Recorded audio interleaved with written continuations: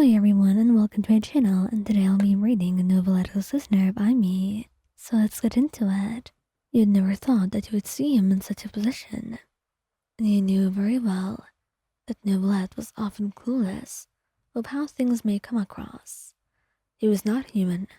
He's never been in a relationship before, and he shouldn't be blamed for how things function when he had no idea just how things worked.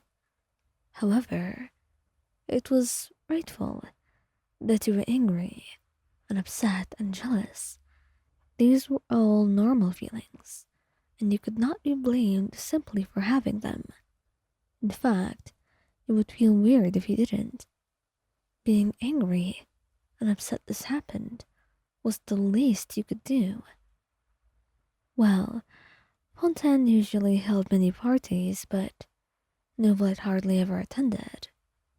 However, this specific ball, it was something important and of high diplomatic importance, since there would be many aristocrats attending, and it was important that he be there. He had learned this after serving under Farina for many centuries, so it was not knowledge that he would easily forget. However, he'd never actually meant to make you upset or do something that would make you so jealous. He liked you being jealous sometimes.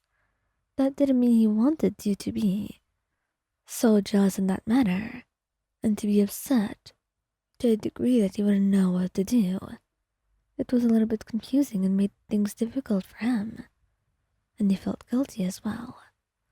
That's why, as he looked at you, right now, he couldn't see why you were upset, and he had a lot of errands to run.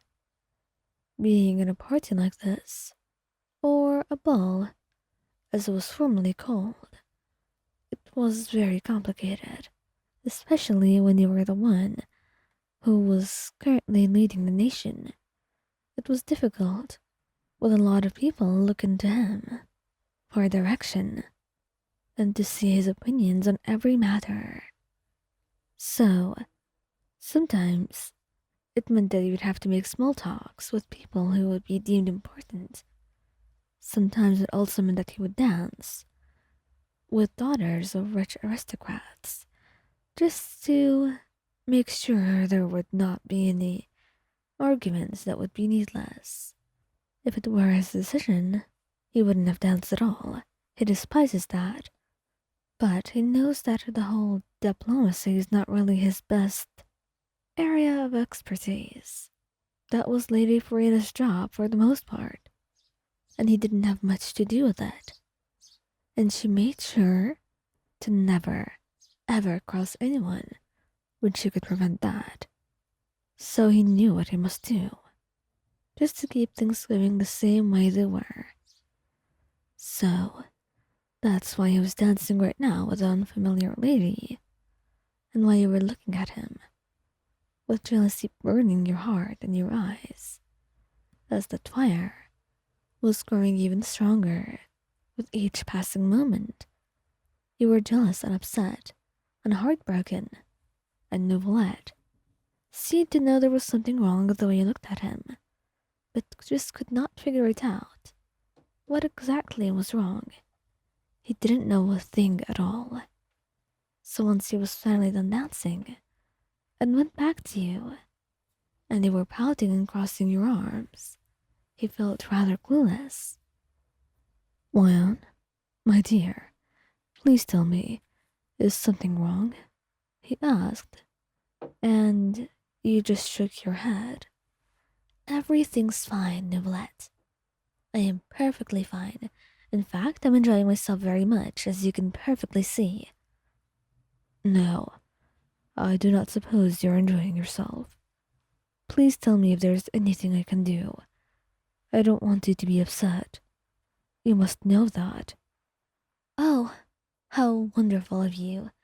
You care so much about me." "Of course I do. Why wouldn't I?" he asked, tilting his head. He was truly oblivious and had no idea why you were so upset. But you, on the other hand, You were truly disappointed. He should have been dancing with you, not with some random lady. And after a little bit of pondering and wondering, he held your hand as you tried to guess. Let me see. Is it because you looked at me dancing with that woman? Yes, that's it. Um, I'm your partner, Neuvillette. You know that. It should be me with you on the dance floor, not another random lady, not anyone else. I understand. I truly do. And I truly see where you're coming from. But it's simply not an easy problem to solve.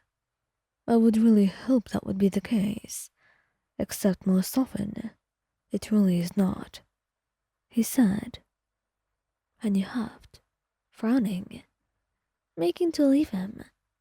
But then he wrapped his arm around your waist, pulling you close in an unusual bold move. Please, do not leave me, Waylon. I wouldn't want that. I need you. I don't want you leaving me alone. Please, just give me a chance to make it up to you. You looked into his eyes, frowning, but your resolve was already shaking, because you looked so sincere and desperate that you couldn't help but sigh. Fine, you can try to make it up to me, but how are you going to do that? He held your hand, smiling gently. Allow me to dance with the most beautiful lady in Fontaine. You. Please, allow me to show you off to everyone, and show them just with whom my heart truly belongs, he says. And those sincere words of his, they make you blush as you smile, nodding. If you're so intent on showing off, then I guess I can accept that. But really, don't do that again. I don't think my heart can take it.